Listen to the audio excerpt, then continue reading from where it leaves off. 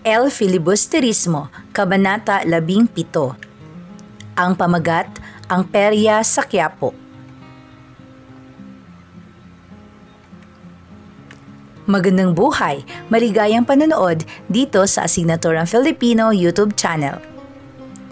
Sa araw na ito ay tatalakayin natin ang Kabanata 17 ng El Filibusterismo. At kung bago ka pa lang dito, huwag kalimutang i-subscribe ang Asignaturang Filipino YouTube channel at pindutin ang notification bell button nang sa ganon ay updated kayo sa mga bagong aralin na aking i-upload 2 hanggang 3 beses sa isang linggo. At sa videong ito ay tatalakayin natin ang mga sumusunod na nilalaman. Una, ang mga pangunahing tauhan. Pangalawa, ang mga talas-salitaan. Pangatlo, ang buod. Pang-apat, ang mga implikasyon. Panglima, ang mga isyong nangingibabaw. At panghuli, ang pagpapahalaga. At ngayon ay puntahan natin o kilalanin natin ang mga pangunahing tauhan sa Kabanata 17. Mga pangunahing tauhan. Una ay si Padre Camora, pangalawa ay si Benzaib, pangatlo ay si Padre Salve. At ang mga nabanggit na tauhan at makikita sa Kabanata 17 ay sina Paulita Gomez, Isagani, Juanito Pilaez, Doña Victorina at Simon. At ngayon ay puntahan natin ang mga talas-salitaan. Unang salita, hindi magkamayaw. Ibig sabihin, walang kaayusan o magulo. Halimbawang pangungusap, hindi magkamayaw ang perya sa Quiapo. Pangalawang salita, natatalisod. Ibig sabihin, bahagyang pagtumba o pagkadapa o pagkadulas. Halimbawa, nagkukunwari si Padre Camora na natatalisod upang makasanggi sa mga dalaga sa perya. Pangatlong salita, napahimutok. Ibig sabihin, hinaing, sigaw ng kabiguan o hinagpis. Halimbawang pangungusap, biglang napahimutok si Padre Camora nang malaman nitong si Isagani ang nobyo ni Paulita Gomez. Pang-apat na salita, lilok. Ibig sabihin, ukit.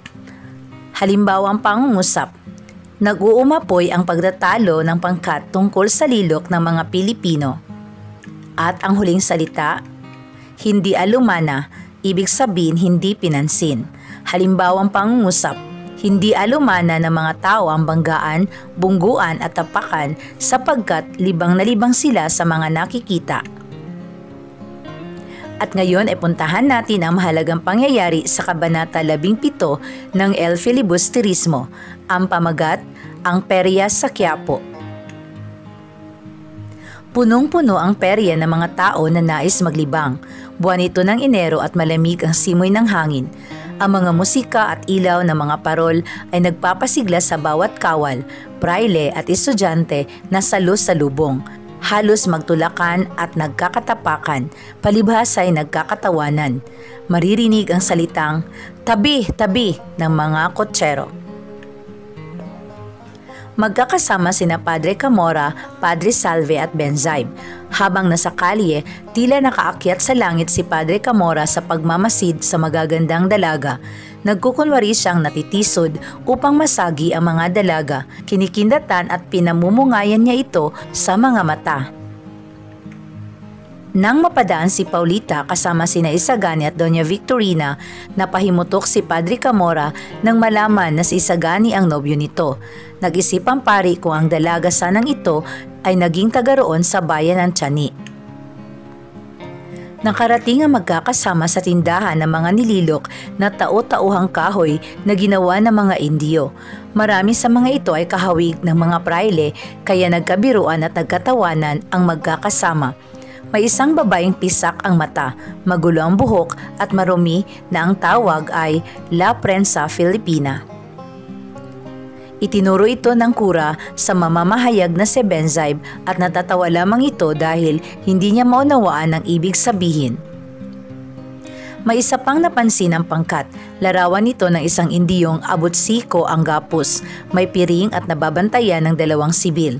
Sa malas, mas malaki ang takot ng may kagagawa nito kaysa bihag. Pinamagatan nitong ang bayan ng Abaca.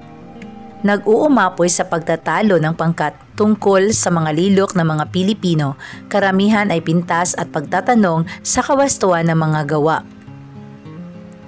Napansin nila ang pagkawala ni Simon nang malapit na sila sa pinagtatanghalan. Nasabi ni Padre Camora na kuripot pala si Simon. Iba naman na nasa isip ni Benzaib. Natatakot daw itong mapahiya ang kanyang kababayan na si Mr. Leeds dahil natitiyak niyang gumagamit lamang ito ng mga salamin sa pandaraya. Ang wakas ng Kabanata 17 ng El Filibusterismo. At ngayon ay puntahan natin ang implikasyon. Unang implikasyon, ang perya ay dinaraos tuwing sasapit ang pista ng bayan. Ang pagtatanghal nito ay nakakatulong sa pambansang kaunlaran sapagkat dito itinitinda ang mga produktong gawa ng ating bayan, mga laruang pambata, tren, baril-barilan, kabayo, bapor, at may pagkakataon din ang mga eskultor na i-display ang kanilang nauukit. Isa pang implikasyon, isang kapintasan para sa isang manunungkulan, lalo na sa alagad ng simbahan katulad ni Padre Camora, ang magpakita ng kagaspangan ng pag-uugali sa mga kadalagahan. Ang dapat asali ng isang alagad ng Diyos ay nagpapakita o magpapakita ng kagandahang asal at respeto sa kapwa. Ngayon ay puntahan natin ang mga isyong nangingibabaw. Isyong panlipunan. Ang mapanghusga sa kapwa katulad ng pamimintas ng mga praile sa gawa ng mga Indio. Ang hilig ng mga Pilipino sa mga perya upang maaliw at maglibang na minsan ay nahantong na sa pagsusugal at iba pang bisyo. Ngayon naman ay puntahan natin ang pagpapahalaga sa Kabanata 17. Pagpapahalaga. Ang pagdaraos ng pista ay isang kaugalian ng mga Pilipino. Isa itong tradisyong mahirap nang baguhin sapagkat bahagi na ito ng kulturang Pilipino. Isa pang pagpapahalaga, ang paglililok ay kalinangang Pilipino na binibigyang diin sa kabanatang ito. Dapat bigyang pansin ito ng pamahalaan sapagkat marami tayong mga kababayang mahusay gumuhit at lumilok. At dito nagwawakas ang ating aralin sa Kabanata 17 ng El Filibusterismo. Muli, huwag kalimutang i-subscribe ang Asignaturang Filipino para sa karagdagang kaalaman. Maraming salamat.